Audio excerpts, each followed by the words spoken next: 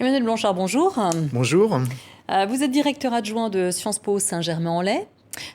Vous faites partie des historiens qui ont collaboré à ce nouveau musée, car vous êtes spécialisé dans les circulations coloniales et les politiques migratoires.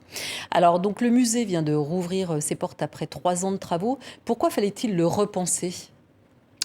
Il fallait le repenser avec mes collègues du commissariat scientifique pour 2 raisons principales. C'est que la première exposition permanente était maintenant relativement datée. Elle avait ouvert en 2007 et un certain nombre de travaux étaient venus renouveler les connaissances. Et d'ailleurs, cette exposition permanente avait fermé il y a 3 ans. Et il fallait la repenser parce que quand on veut penser le présent, il est nécessaire d'avoir une chronologie élargie. Aussi paradoxal que cela soit, pour penser l'immigration en 2023, il faut remonter à un temps qui n'est pas celui du temps de l'immigration, qui commence au XIXe siècle, dans la deuxième moitié du XIXe siècle, mais aussi un temps plus lointain, celui de l'Ancien Régime, celui de migration forcée. Par exemple, ces migrations transatlantiques de mise en esclavage. Alors, vous remontez à la fin du XVIIe siècle. Pourquoi avoir choisi cette date, puisqu'il y a eu des migrations antérieures ? Alors la première date que nous avons choisie est la date de 1685, notamment en raison de l'adoption du Code noir qui, dans les colonies françaises des Antilles notamment, va réguler, organiser les mises en esclavage. Donc ce code qui génère cette mémoire traumatique et qui organise ces mises en esclavage, il est nécessaire de le comprendre puisque les Antilles sont aujourd'hui encore un lieu de migration importante vers la France, quand bien même ces personnes sont françaises de plein droit depuis 1848. Et donc si on veut comprendre un certain nombre d'arrivées en France, un certain nombre de situations en France, un certain nombre de débats contemporains, il est nécessaire de remonter au moins jusqu'à ce XVIIe siècle que nous avons choisi comme point de départ. Alors, pour comprendre en fait l'histoire des 3 derniers siècles, vous avez choisi 11 dates clés. Comment les avez-vous choisies ? On les a choisis collectivement, c'est-à-dire le but de ce musée est de faire un état des lieux, des connaissances, des données, et de les mettre à disposition du grand public dans la scénographie avec les œuvres les plus parlantes possibles. Et pour cela, Patrick Boucheron avait réuni un comité scientifique qui réunissait une quarantaine d'historiens, sociologues et politistes. Alors, quelles sont les grandes dates clés ? Alors, les grandes dates clés que nous avons choisies, je ne vais pas toutes les citer, il y en a 11 qui ont été choisies. Par exemple, on pourrait penser à la date de 1889. Pourquoi cette date de 1889 ? Parce que c'est la date qui, avec une loi sur la nationalité française, d'une certaine façon, organise jusqu'à nos jours comment l'on peut devenir français quand l'on n'est pas forcément né sur le sol français, ou en tout cas, c'est la loi matrice des règles sur l'acquisition de la nationalité française. Alors, la question de l'étranger, elle a évolué au fil des siècles. Alors, est-ce que l'on se sentait de la même façon étranger il y a 3 siècles que maintenant ? Bien sûr que non, puisque être étranger dépend d'un cadre juridique, dépend d'un cadre économique qui, bien sûr, a évolué. Et au sens strict, par exemple, on ne pourrait pas parler d'immigration avant la deuxième moitié du XIXe siècle. Ce que nous avons voulu montrer, c'est comment cette condition d'immigrés, d'étrangers, en fait, c'est pas simplement la condition de personnes qui seraient extérieures. Il n'y aurait pas une dichotomie entre Français et étrangers. Nous avons voulu sortir d'une perspective où il y aurait des étrangers qui arriveraient en France, qui seraient un réceptacle dans lequel ils se fonderait. Ce que nous avons voulu montrer, c'est que cette France est la géométrie variable. La France, ses frontières ont énormément varié au cours des siècles. Et on peut rappeler, par exemple, qu'au début des années 60, il y a des millions et des millions de personnes qui, avec les indépendances, vont perdre la nationalité française. Elles l'ont perdue dans la joie, le plus souvent, puisque la plupart d'entre elles s'étaient battues pour ces indépendances, ou en tout cas avaient souhaité ces indépendances. Mais ça a bien sûr changé le rapport à la francité et les possibilités de venir en France.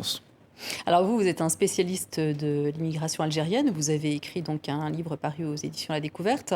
En quoi cette immigration est-elle spécifique ? Alors cette immigration est très intéressante, alors même que nous avons voulu éviter de segmenter cette histoire par communauté, par pays d'origine. Il faut quand même tenir compte d'un certain nombre de singularités. Et pour les Algériens, ce qui est extrêmement important, c'est que jusqu'en 1962, ces personnes sont de nationalité française. Elles sont même citoyennes françaises. Elles sont citoyennes françaises de seconde zone, même si elles le sont de plein droit à partir de 1958. Et donc, de fait, elles ont un droit à venir en France France et à s'installer en France, elles ne peuvent pas être saisies par la police des étrangers. Et donc 1962, d'une certaine façon, c'est le moment où cette indépendance va faire basculer ces personnes du côté de l'étranger, du côté de la police de l'étranger, du côté des politiques d'immigration, même si d'une certaine façon va se maintenir un certain nombre de règles qui en font des étrangers avec des droits relativement spécifiques. Ce qu'il est important de comprendre, et ce qu'on met en évidence dans cette exposition, c'est qu'il n'y a pas simplement des Français et des étrangers, il y a des gradations dans la citoyenneté. Alors justement, l'objectif en fait pour les visiteurs, c'est qu'ils repartent avec une nouvelle idée de ce qu'est l'identité française. C'est un peu l'objectif, non ? Alors l'idée, effectivement, c'est qu'ils repartent avec une vision relativement ouverte de la francité.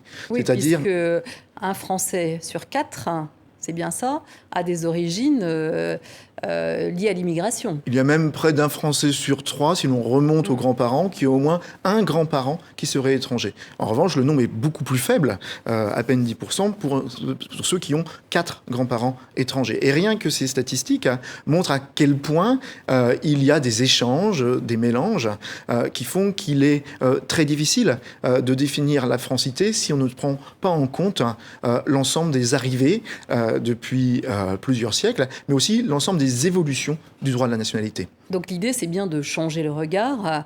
Alors, bon, le musée est destiné notamment aux plus jeunes, avec un aspect très pédagogique. Qu'est-ce que vous avez mis en place pour qu'il y ait cette compréhension ? Alors, cette compréhension, il s'agit d'essayer de faire accéder les plus jeunes aux résultats de la recherche scientifique. Et donc, on a essayé de mettre en place un certain nombre de dispositifs. Il y a un parcours enfant. Le grand souhait serait que quasiment toutes les classes de France, à un moment ou à un autre, accèdent à ce musée. Et il y a aussi des moments qui sont un peu plus ludiques, avec des salons audiovisuels, des salons musicaux, qui permettent à chacun d'accéder à une France ouverte et plurielle.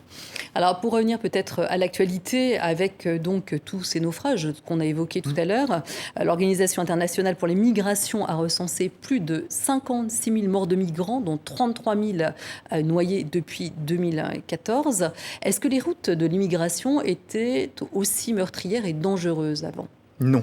On peut le dire très simplement, dans le sens où, et on le montre dans l'exposition, notamment avec une carte des morts et des mortes aux frontières, qu'il y a un épaississement, un durcissement, une militarisation de la frontière. Aujourd'hui, un certain nombre de personnes, venant notamment de pays d'Afrique, ne peuvent plus venir en Europe puisqu'ils n'obtiennent pas de visa. Il faut se rappeler que jusqu'aux années 1980, les anciens ressortissants et ressortissantes de l'empire colonial français pouvaient venir sans visa en France et partant d'une certaine façon en Europe. Et donc la militarisation de la frontière et le niveau de violence aux frontières est bien un élément de changement important de ces dernières décennies. Merci beaucoup Emmanuel Blanchard. Je rappelle que vous êtes directeur adjoint de Sciences Po Saint-Germain-en-Laye et auteur de l'histoire de l'immigration algérienne en France paru aux éditions La Découverte. Merci pour cet éclairage.